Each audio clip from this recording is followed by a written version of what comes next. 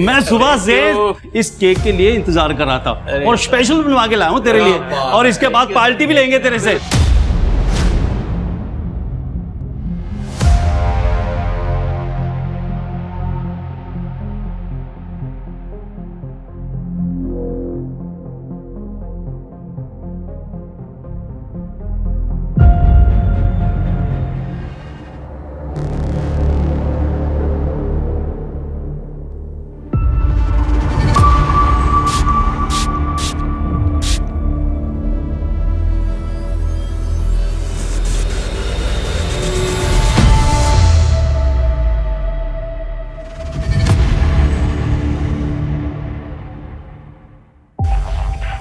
बहुत बहुत मुबारकबाद मिस्टर विनय।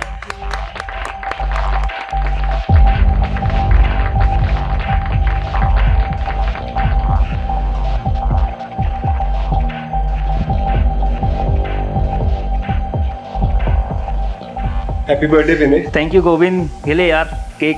No thanks. अरे ले लेना, थोड़ा सा जन्मदिन है मेरा यार। अरे भाई किसके चक्कर में पड़ गया मिस्टर टच मी नोट के?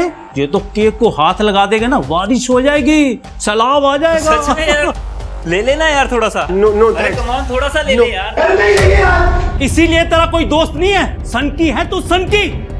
मैंने तुझे बोला था ना, साइको है या एक नंबर का। चल छोड़ मेरे से।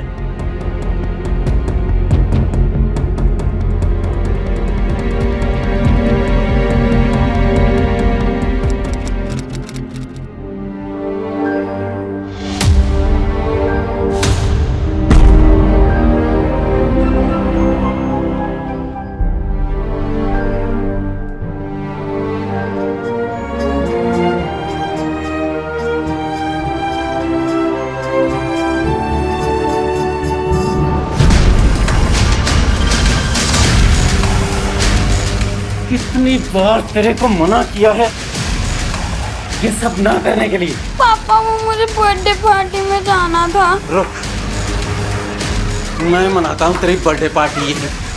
पापा नहीं, मम्मी नहीं। जाना है इसे। पार्टी तो देनी पड़ेगी भाई। हाँ यार, पार्टी तो देनी पड़ेगी। अच्छा सुनो सुनो, मैं क्या कह रहा हूँ, मेरी और मोहित की अलग अलग बर्थडे पार्टी करने से अच्छा है एक ग्रैंड बर्थडे पार्टी करते हैं। मोहित के टेरेस पे करते हैं। हाँ आ जाओ, कोई प्रॉब्लम नहीं है। अरे प्रॉब्लम तो है यार, ग्रैंड पार्टी होगी और दारू नहीं होगी। अरे यार किसने कहा दारू नहीं होगी? 18th बर्थडे है मेरा, 9 बजे टाइम पे पहुंच जाना। इतनी दारू पिलाऊंगा ना कि लुढ़कते हुए जाओगे तुम सब घर पे, ठीक है? चल 9 बजे मिलते हैं। चलिए यार, फिर मिलते हैं 9 बजे। हाँ आ जाना।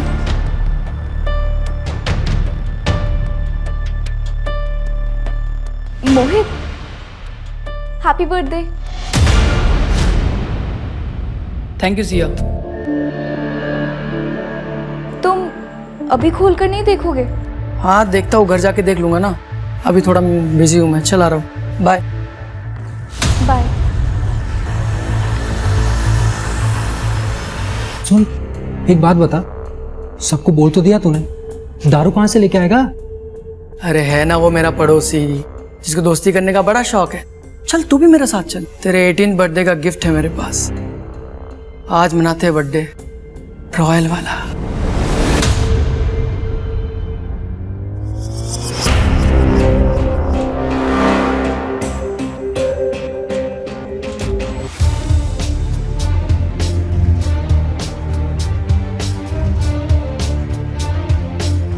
रहने दो ना भाई, बाद में कर लेंगे साफ। नहीं बस हो गया। ये लो।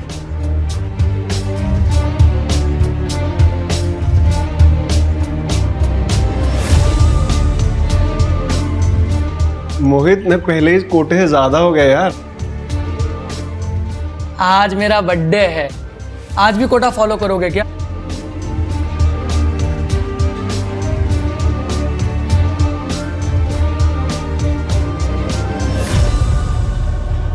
टाइम हो गया। मोहित, आर यू श्योर ये करना ही है? और नहीं तो आए बे, तुझे क्या कहा था? तेरे 18 बर्थडे का गिफ्ट है मेरे पास। हाँ यही तो है। और इस साइको को कौन ढूंढेगा?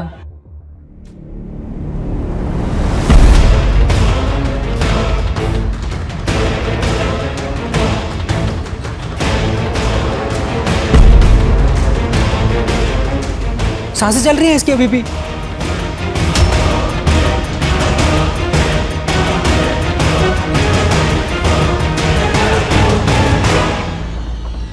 ये खून निकल रहा है रे। मैं काट के देखूं? हाँ काट ना। बाप की गाड़ी लाया हूँ, उसी में डालकर लाश को ठिकाने लगा देते हैं, किसी को कुछ पता नहीं चलेगा। हाँ?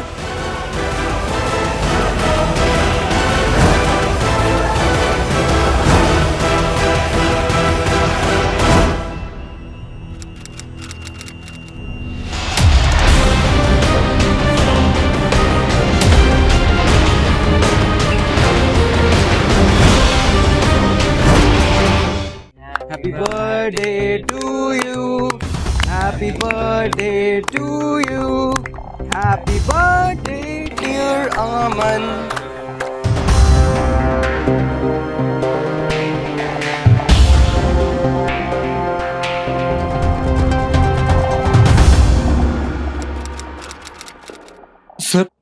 सर आप मेरे साथ चलिए सर, वहां पे कोई गड़बड़ है सर।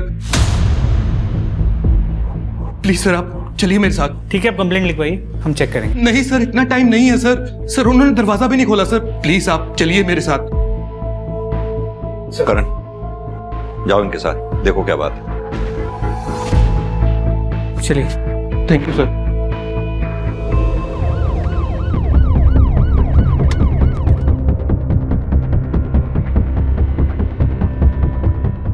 दरवाजा खुलवाओ।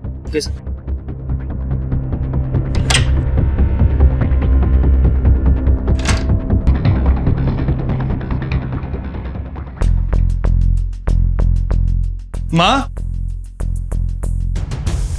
माँ, माँ। सर माँ घर पे नहीं है सर। वो यहाँ अकेली रहती? जी सर। तुम कहाँ रहते हो? सर मैं जॉब के लिए जलंधर रहता हूँ अपनी बीवी के साथ। लेकिन सर हमने यहाँ पे माँ का ख्याल रखने के लिए केयर टेकर रखा हुआ है, बिट्टू है नाम उसका सर। तो ये बिट्टू कहाँ है? पता नहीं सर, कल से उसका भी फोन नहीं मिल रहा, इसलिए तो मैं भागा आया जलंधर से यहाँ पे। कहीं ऐसा तो नहीं कि तुम्हारी माँ किसी रिश्तेदार के घर गई हो? नहीं सर, माँ बिना बताए कहीं नहीं जाती। ठीक है, अपनी माँ का मोबाइल नंबर दो। सर माँ मोबाइल नहीं रखती थी, लैंडलाइन है सर घर पे। वो कहती थी कि मोबाइल पे उनको विश्वास नहीं है।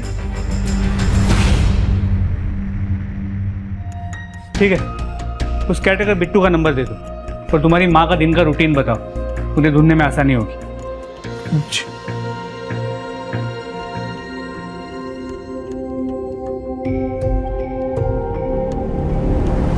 सर आशालता आंटी को 3 दिन पहले देखा था मैंने, बुधवार को घर से बाहर जाते हुए, और उनके हाथ में एक झोला भी था, शायद सब्जी लेने जा रही थी वो। आशालता जी का बेटा चिराग उनसे अलग रहता था, उनके आपसी संबंध कैसे थे? सर सास बहू की पटती नहीं थी, और चिराग अपनी बीवी आदिति को समझाने के बजाय उससे अलग हो गया, आशालता जी को अकेला छोड़कर। हाँ सर, आशालता जी आई थी बुधवार को, सब्जी लेके चली गई। तो उस कैटेगर बिट्टू का फोन अभी भी स्विच ऑफ है, पर मार्केट से घर आने वाले रास्ते पे उस दिन किसी ने भी आशालता को देखा नहीं था। करण, अच्छे खासे पैसे वाली औरत है ये, ऐसे कहाँ गायब हो जाएगी? इस आशालता के बारे में सारी details निकलवाओ। Sir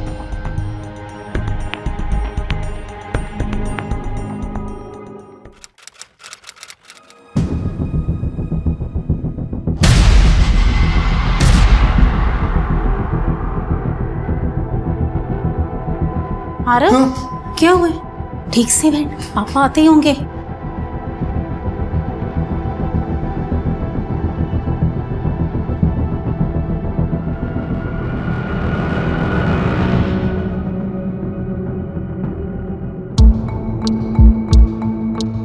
How's your studies? What is you? Answer properly, Araf. Fine sir, my studies are fine. Good.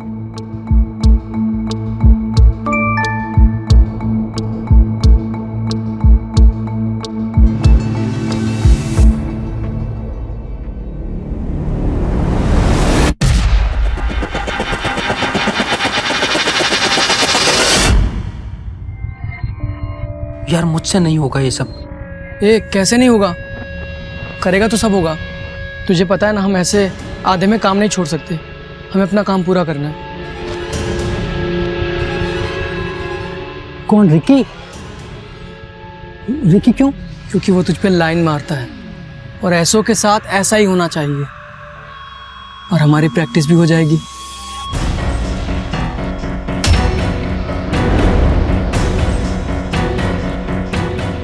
क्या तू हमारी बातें सुन रही थी?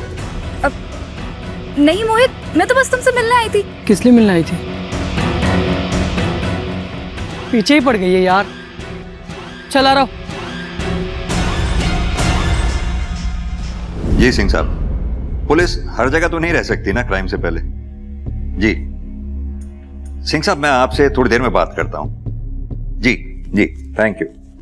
हाँ करें। आशालता का केयरटेकर बिट्टू 6 महीने पहले जेल में था, वो भी आशालता के ही कंप्लेंट पे। आशालता ने कंप्लेंट की थी कि उसने घर में चोरी की है। करण, ये बात कुछ अजीब नहीं है। आशालता ने जिस केयरटेकर बिट्टू के खिलाफ कंप्लेंट लिखवाई थी, वो बिट्टू वापस आशालता के घर में काम कर रहा था। जी सर। पर सर, ये आशालता की बहू अदिति की फाइल है, शायद पड़ोसी इसी के बारे में बात कर रहे थे। सर, इंश्योरेंस पॉलिसी तो कराइए, कोई क्राइम थोड़ी ना कर दिया। हमने कब कहा ये क्राइम है? हमें आपकी सास आशालता के पड़ोसियों से पता लगा कि आपका और आपकी सास का इस पॉलिसी को लेकर झगड़ा हुआ था। कुछ बताएंगे आप?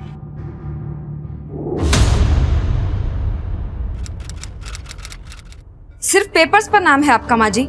ये पॉलिसी मैंने अपने भाई सूरज से आपके बेटे चिराग और अपने बच्चे के फ्यूचर के लिए करवाई थी। तो फिर उनका नाम करवाती ना, मेरा नाम क्यों करवाया कि मैं जल्दी मर जाऊं और पैसा तुम लोगों को मिल जाए?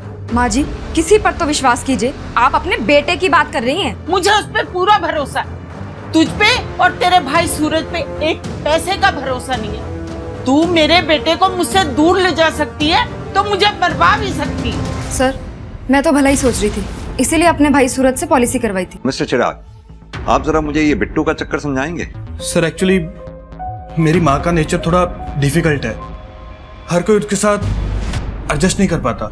इसीलिए तो सर हमने बिट्टू को वापस काम पे रखा था कि बिट्टू माँ के नेचर के बारे में भी जानता है और यहाँ पहले काम भी कर चुका है। लेकिन हाँ सर, चोरी के बाद हमने बिट्टू की अच्छी तरह से जांच पड़ताल की थी, सब ठीक था सर। चलो करें।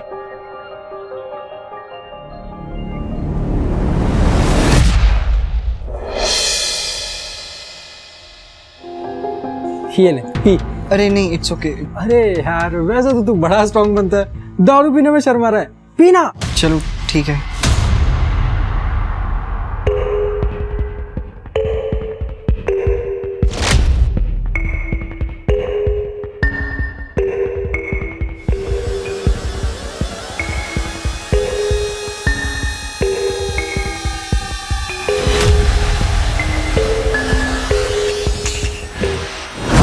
गया? चल लेटा। ये तुझसे प्यार करता था ना? हाँ, तू काट। मैं? हाँ।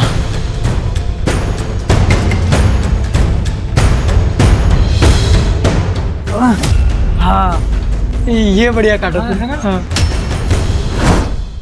जब पुलिस टीम एक लापता बूढ़ी औरत आशालता की तलाश कर रही थी, ठीक उसी समय दिमाग को झकझोर देने वाला एक क्राइम और हो रहा था। ऐसा क्राइम जिसे देखकर कोई भी सुन्न पड़ जाए।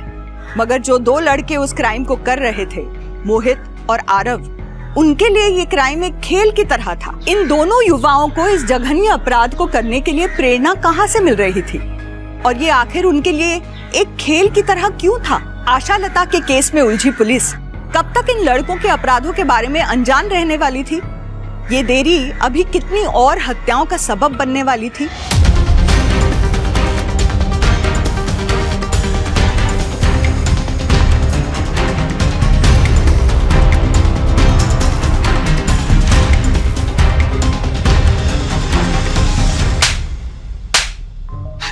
क्या किया आशालता जी के साथ?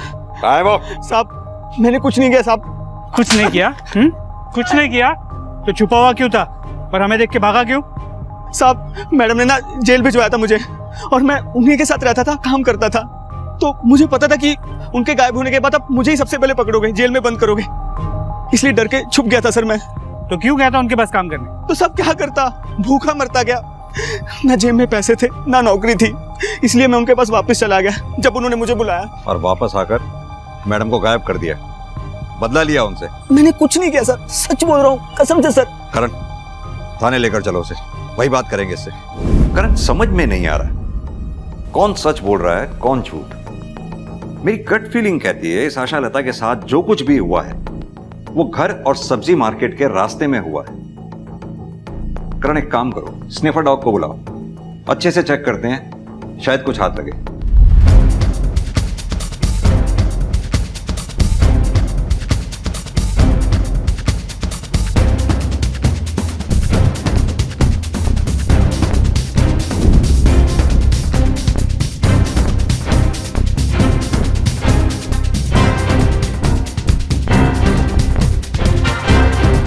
सर लगता है इधर कुछ है।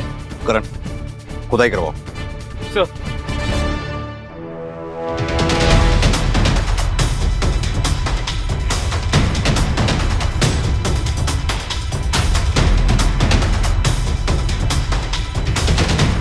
एक मिनट, हाथ से निकालो।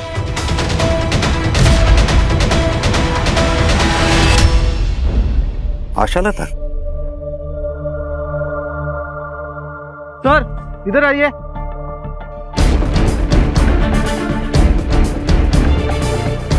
सर यहाँ पे कुछ है। इधर आओ।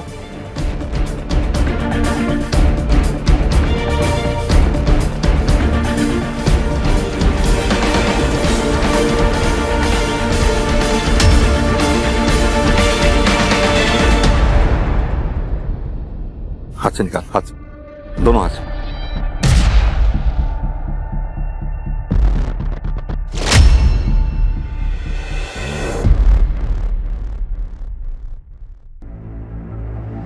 और एक बॉडी।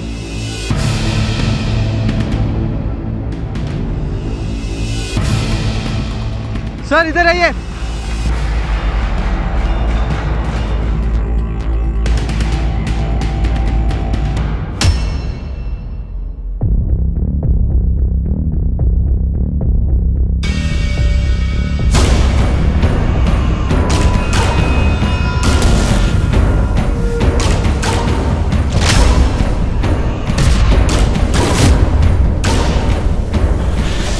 करण, 3 डेड बॉडीज एक ही एरिया में, आखिर किसी ने तो कुछ देखा होगा।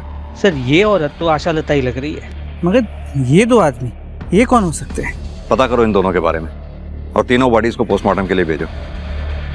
और हाँ, चिराग को बुला लो आशा लता जी को आइडेंटिफाई करने के। जी सर।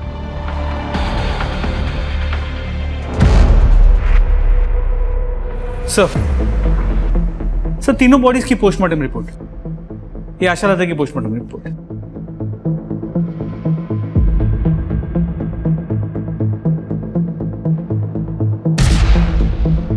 करण, ये आशा लता की डेड बॉडी जहां हमें मिली थी वहां काफी खून पड़ा हुआ था, जैसे आशा लता की हत्या वहीं की गई हो। Murder weapon? सर हो सकता है किसी पत्थर से मारा हो, अब तक कुछ मिला नहीं है सर, हम ढूंढ रहे हैं।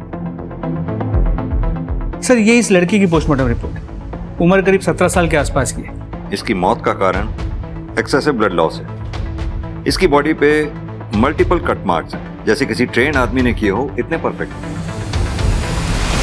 और सर इस आदमी की उम्र 35 से 40 के बीच की है।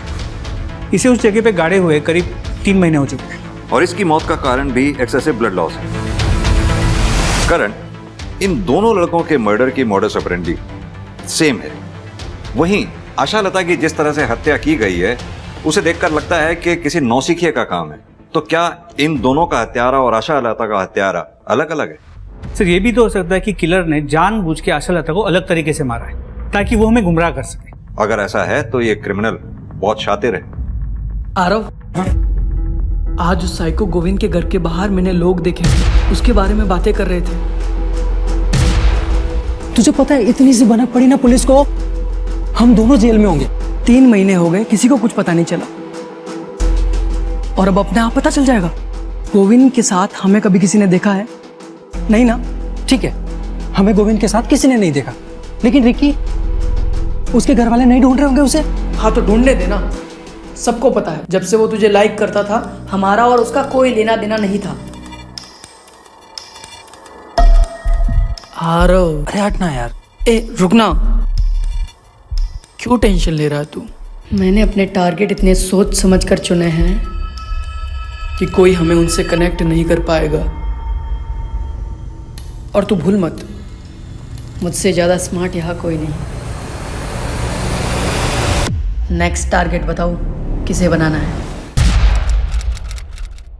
चूहा चूहा चूहा, पापा चूहा है उधर। चल मेरे साथ। नहीं पापा, नहीं पापा। अब तुझे चूहों की आदत डालनी पड़ेगी, तभी बाहर निकालूंगा।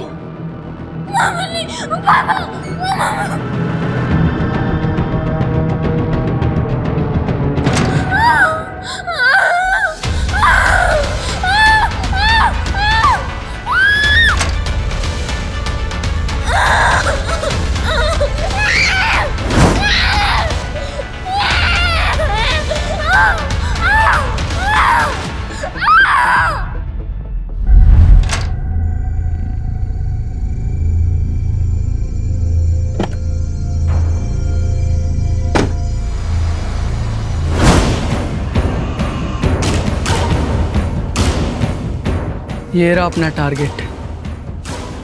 रूटीन तो पता ही है इसका, जैसे ही मौका मिलेगा खत्म कर देंगे इसको।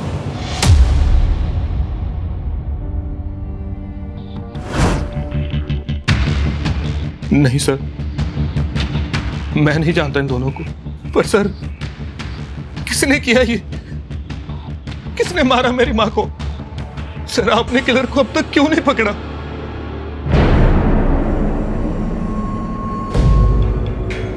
कातिल को ही ढूंढने की कोशिश कर रहे हैं हम चिराग, लेकिन इसमें हमें तुम्हारी मदद चाहिए।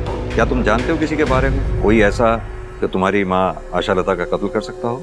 नहीं सर।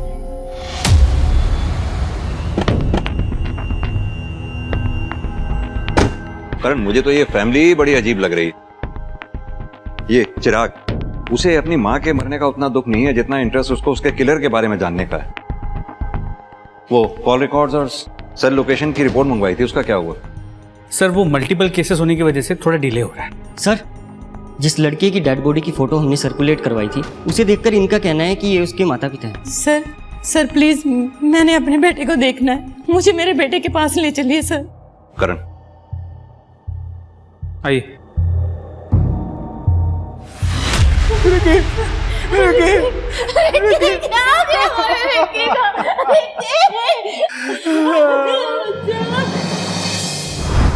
इन दोनों में से किसी को जानते हैं आप लोग?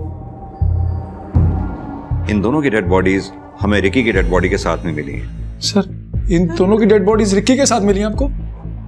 नहीं सर, हम नहीं जानते।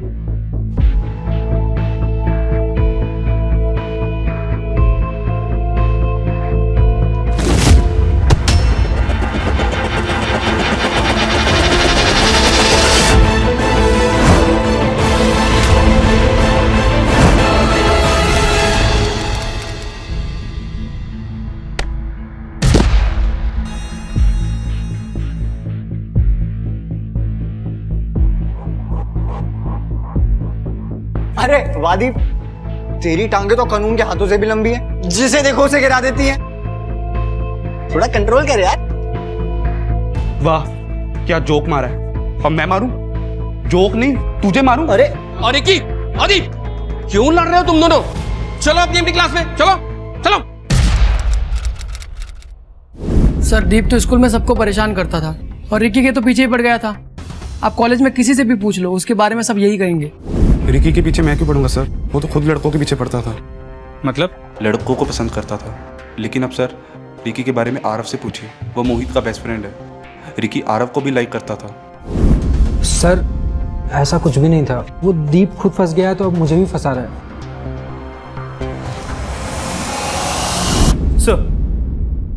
सर रिकी के घर, कॉलेज, मोहल्ले सभी जगह पूछताछ की, लेकिन कुछ भी ऐसा नहीं मिला जो रिकी को आशा लता जी या वो दूसरा डेड बॉडी उसके साथ कनेक्ट कर पाए।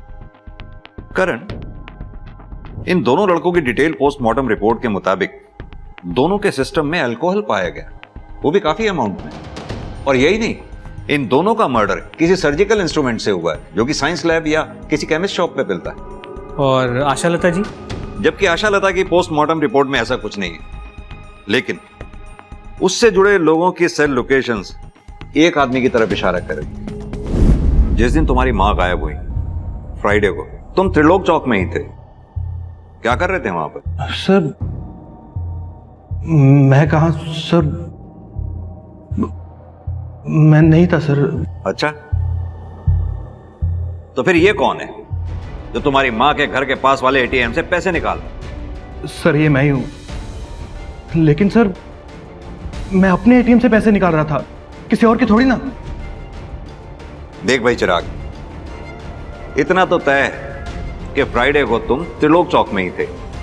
अब शराफत से बता दो कि वहां कर क्या रहे थे। बोलो। माँ आप अपनी सारी प्रॉपर्टी ऐसे कैसे चैरिटी में दान कर सकती हो? हाँ, मुझे जिंदा रहना है। तेरी बीवी इंश्योरेंस का पैसा लेने के लिए मुझे समय से पहले मरवा देगी। माँ वो इंश्योरेंस आपके होने वाले पोते के लिए है। नौकरी नहीं है मेरे पास, नौकरी चली गई है मेरी, पैसे नहीं है मेरे पास उसे पालने के लिए। जब घर की लक्ष्मी कुलक्ष्मी हो जाती है ना, तब ऐसा ही होता है।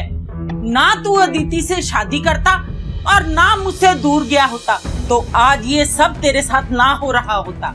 अब मेरे साथ लड़ना बंद कर। मेरी प्रॉपर्टी, मैं जो मर्जी करूं, तुझे इससे क्या लेना देना? हाँ? इतनी सी बात हुई और माँ मार्केट चली गई और मैं भी वहां से निकल गया। लेकिन सर मैं सच कह रहा हूं सर, मैं अपनी माँ को मारने के बारे में सोच भी नहीं सकता सर। इस चिराग पर बिल्कुल भी भरोसा नहीं किया जा सकता। जो एक बार झूठ बोल सकता है वो बार बार भी झूठ बोल सकता है। और अब तो एक चीज धीरे धीरे क्लियर भी होती जा रही है कि आशा लता के मर्डर की मोडस ऑपरेंडी उन दोनों के मर्डर के मोडस ऑपरेंडी से डिफरेंट है। और अब तो डिटेल पोस्टमार्टम रिपोर्ट में भी ये क्लियर हो गया है कि आशा लता के विसरा में अल्कोहल नहीं था, जैसा कि उन दोनों लोगों के पेट में था। अपने एफर्ट्स बढ़ाओ करण। इस अनजान आदमी के बारे में पता लगाना बहुत जरूरी होगा। कोई ना कोई तो होगा इसे जानने पहचानने वाला। पुलिस का मानना था कि आशा लता का बेटा चिराग आशा लता का हत्यारा हो सकता है, मगर पुलिस के पास इस बात को साबित करने के लिए कोई सबूत नहीं थे। रिकी की पहचान तो पुलिस ने कर ली थी, मगर गोविंद अभी भी पुलिस के लिए एक बेनाम लाश ही था, एक मिसिंग लिंक। हालांकि मोहित और आरव हार्डकोर क्रिमिनल्स नहीं थे, मगर कॉलेज स्टूडेंट होते हुए भी उन्होंने अपने शिकार शातिराना ढंग से चुने थे। उनके विक्टिम्स की उम्र, उनके सोशल बैकग्राउंड इतने अलग थे कि पुलिस इन मामलों को सुलझाना तो दूर, इनके बीच के आपसी कनेक्शन तक को नहीं पकड़ पा रही थी। मोहित और आरव द्वारा शुरू की गई हत्याओं का सिलसिला अभी रुका नहीं था, बल्कि एक नए पड़ाव की तरफ बढ़ चुका था। आखिर इन हत्याओं को करके ये दोनों लड़के अपने किस अल्टीमेट मकसद को अंजाम देना चाहते थे?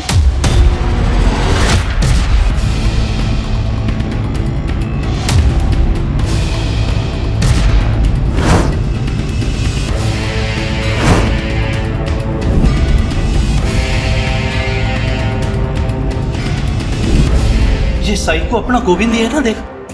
अरे हाँ, ये तो वही है सर। गोविंद मालिक नाम है इसका, और ये तो हमारे साथ ही काम करता था। आपके ऑफिस का कोई भी एम्प्लॉय पिछले 3 महीने से ऑफिस नहीं आ रहा है, और आपके ऑफिस में से किसी ने भी ये जानने की कोशिश नहीं की कि क्यों नहीं आ रहा है वो? सर, इसकी किसी के साथ दोस्ती ही नहीं थी जो कोई इसके बारे में सोचता। इसका एड्रेस पता होगा आप लोगों को? जी सर, एड्रेस है इसका house number 21 Shastri Nagar. Sir, इस गोविंद के घर का एड्रेस शहर के बिल्कुल दूसरे हिस्से में। फिर वो आशा लता के घर के एरिया त्रिलोक चौक में क्या कर रहा था? करण, एक काम करते हैं, घर पर चलकर देखते हैं, शायद कोई ना कोई क्लू हाथ लगे। और ये काम हमें जल्द से जल्द करना होगा, क्योंकि आई एम श्योर कातिल हाथ पर हाथ रखकर नहीं बैठा होगा, जरूर अपना नेक्स्ट स्टेप प्लान कर रहा होगा।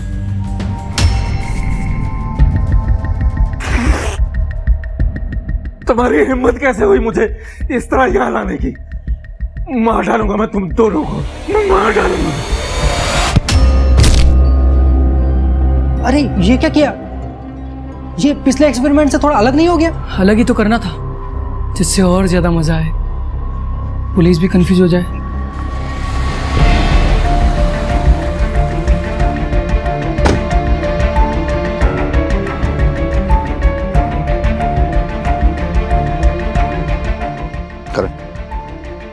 दरवाजा खुलवाने का बंदोबस्त करवाओ। सर।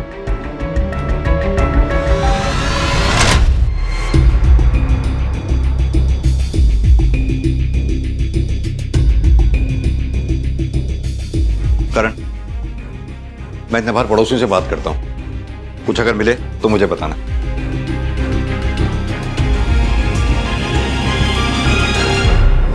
तीन महीने से आपका पड़ोसी घर में गायब है, आप लोगों को पड़ी ही नहीं।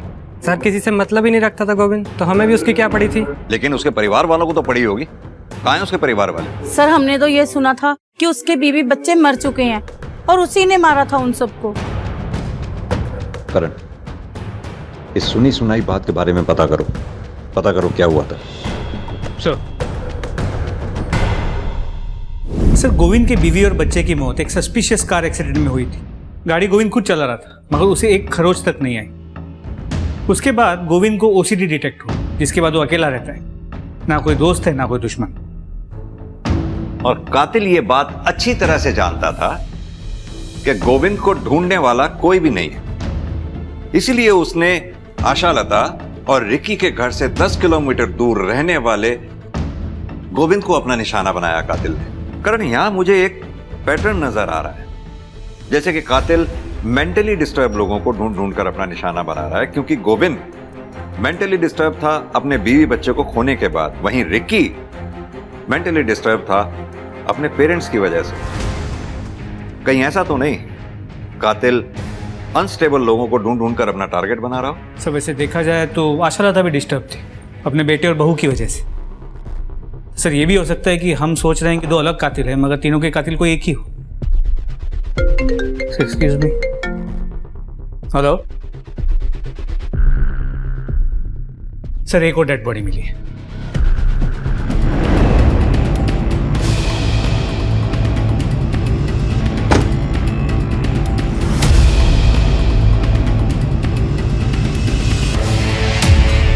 एक काम करो, क्राइम सीन सील कर दो, देखो कुछ मिलता है क्या।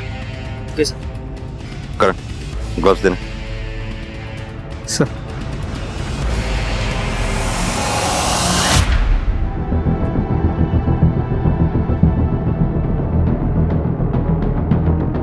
सर कितनी बेरहमी से मारा है, बॉडी में ऐसा कुछ भी नहीं छोड़ा जिससे आइडेंटिफिकेशन हो सके। करण, इसकी बॉडी पे भी ठीक वैसे ही शार्प कट्स जैसे रिकी और गोविंद की बॉडी पे। हाँ, ये सिर पे लगी चोट का निशान कुछ अलग है, लगता है जैसे किसी भारी चीज से वार किया गया। सर जैसे आशालता को मारा गया था, लेकिन सर इस बार बॉडी को छुपाया नहीं गया।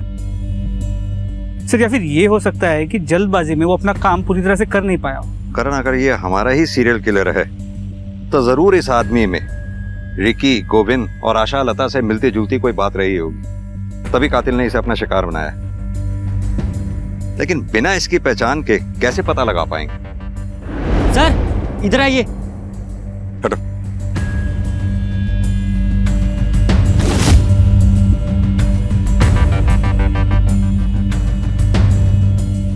करण, फॉरेंसिक टीम को बुलाओ, टायर ट्रैक एग्जामिनेशन करवाओ, शायद उससे पता चले किस गाड़ी के टायर हैं ये। और हाँ, पता करो इस रूट पे आगे कहीं सीसीटीवी लगा हो तो शायद उसकी फुटेज से इधर की तरफ आने वाली गाड़ियों के बारे में कुछ पता चल सके। जी सर।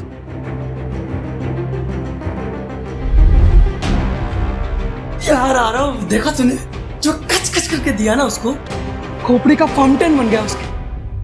क्या खून निकल रहा था यार, मजा आ गया। मजा आया ना तुझे? आ गया ना मजा? अभी बस करते हैं ना यार, बहुत हो गया, मुझसे नहीं होता अभी। यार तू फिर शुरू हो गया, एक ही बात कितनी बार समझानी पड़ेगी तुझे। देख, अपना काम पूरा होने में सिर्फ एक स्टेप बाकी है, वो कर लेते हैं, फिर बंद कर देंगे बस। ठीक है, लेकिन मुझे थोड़ा टाइम चाहिए। ले ले टाइम।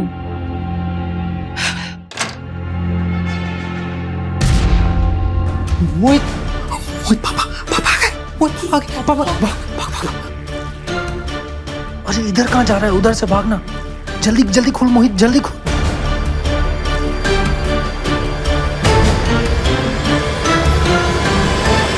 आरव, तुम्हें पढ़ने के लिए बोला था, ये क्या तमाशा लगा रखा है तुमने? Do you want to become a failure in your life? No sir. तो पढ़ने के टाइम पे क्यों बुलाया तुमने इसको? एक्चुअली सर वो मैं। Shut up, I am talking to my son. तुम बीच में कौन होते हो बोलने वाले? Get out. अगला काम जल्दी करना पड़ेगा, तू सोच ले। उधर से नहीं, इधर से।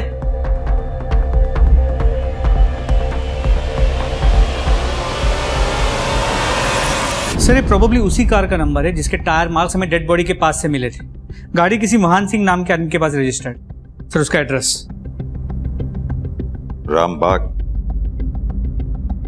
रामबाग तो जहां से हमें डेड बॉडी मिली थी वहां से 15 किलोमीटर दूर है ना, यानी कि सिमिलर पैटर्न। करण, इस एड्रेस पर चलकर देखते हैं आखिर ये महान सिंह है कौन, विक्टिम या किलर। आओ। ये मेरे पापा हैं सर, इन्हें किसने मार डाला सर? मानव, वही पता करने हम यहां आए। अब तुम ही हमारी मदद कर सकते हो ये बता के कि कौन कर सकता है तुम्हारे पापा के साथ ऐसे। मुझे नहीं पता सर, मुझे तो यकीन ही नहीं हो रहा कि पापा मर चुके हैं। और कौन रहता है तुम्हारे अलावा इस घर में? सर मेरी माँ की डेथ मेरे बचपन में ही हो गई थी।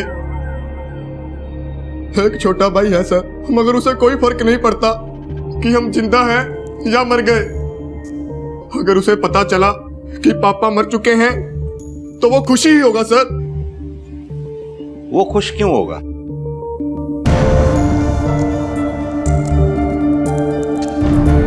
ये तुम्हारा भाई है? जी सर।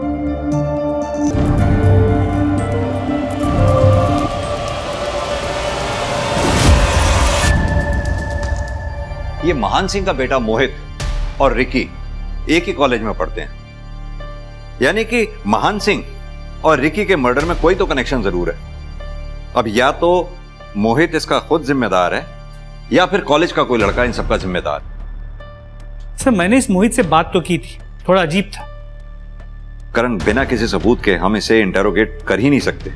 एक कॉलेज का लड़का इतने ब्रूटल मर्डर करेगा इस बात का कोई भरोसा करेगा ही नहीं। एक काम करो, पता करो इसके पास मर्डर वेपन आया कहां से, और इसके लिए सबसे पहले इसके कॉलेज से स्टार्ट करो।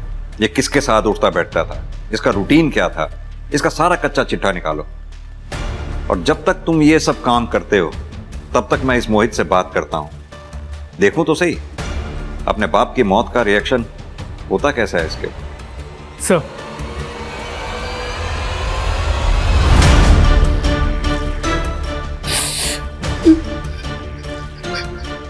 मोहित, तुम्हारे भाई मानव ने हमें बताया कि तुम्हारी अपने पापा से बनती नहीं थी, क्या ये बात सही है? सर वो पापा थे मेरे, कोई दोस्त नहीं थे जो हर बात पर बने।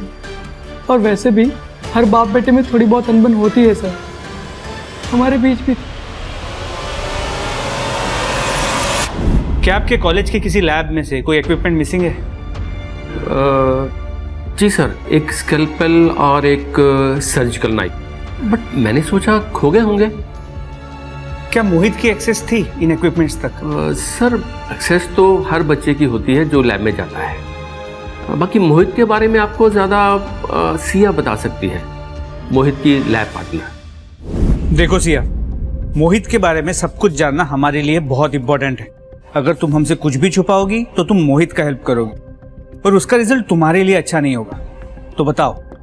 सब मोहित को लैब इक्विपमेंट्स का बहुत शौक था, बहुत फैसिनेशन था। मुझे लगा था वो साइंस का अच्छा स्टूडेंट है, शायद इसलिए इन सब चीज़ों का शौक रखता है। मगर फिर क्या?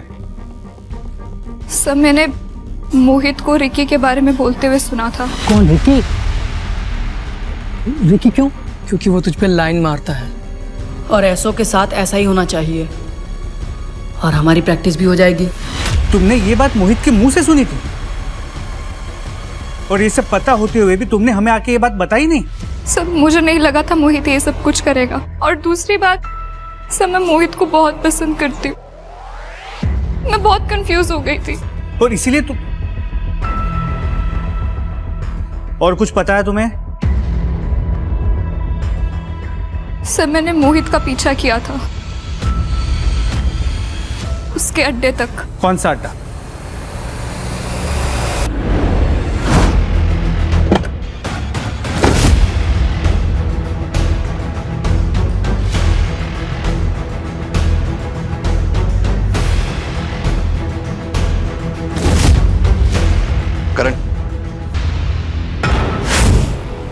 इसी ब्रांड की अल्कोहल तो रिकी और गोविंद के पेट से मिली थी।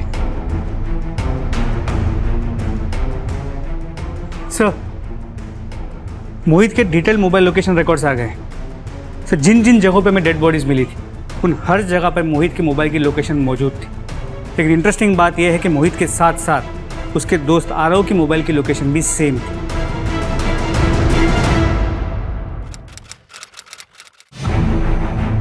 मेरा बेटा होकर भी ये लड़की बनने का शौक चढ़ा है तुझे? पापा, मम्मा की याद आ रही थी। अबे साले, मम्मा की याद आ रही है तो मम्मा के पास क्यों नहीं चला जाता?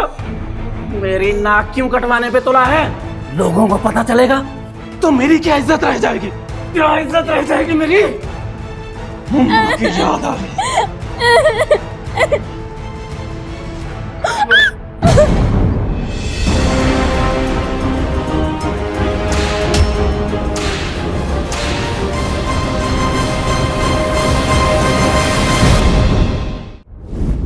दोनों का खेल अब खत्म हुआ। अब सीधी तरह से ये बताओ कि ये खूंखार खेल खेल क्यों रहे थे? सर, हम तो पढ़ने लिखने वाले बच्चे हैं। आप ये कौन से खेल की बात कर रहे हैं? हमें कोई आइडिया नहीं है। आरव, तुम हमें सच सच बताओ। तुम अगर सच सच बताओगे तो मैं शायद तुम्हारी मदद कर पाऊंगा। मुझे मालूम है तुमने जो कुछ भी किया मोहित के कहने पर किया, तुम्हारी कोई गलती नहीं थी।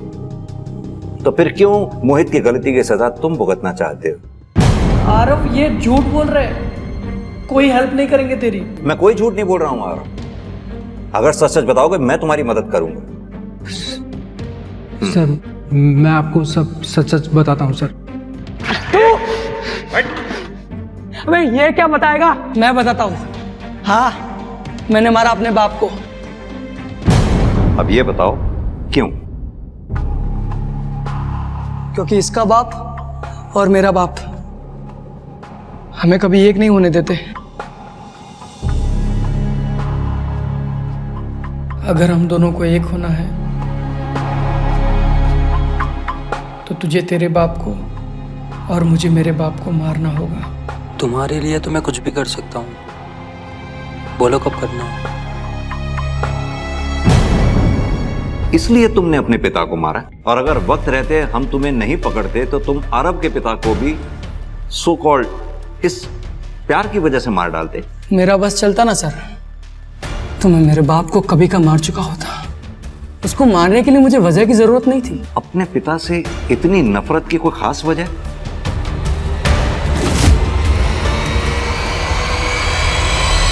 गोविंद को क्यों मारा?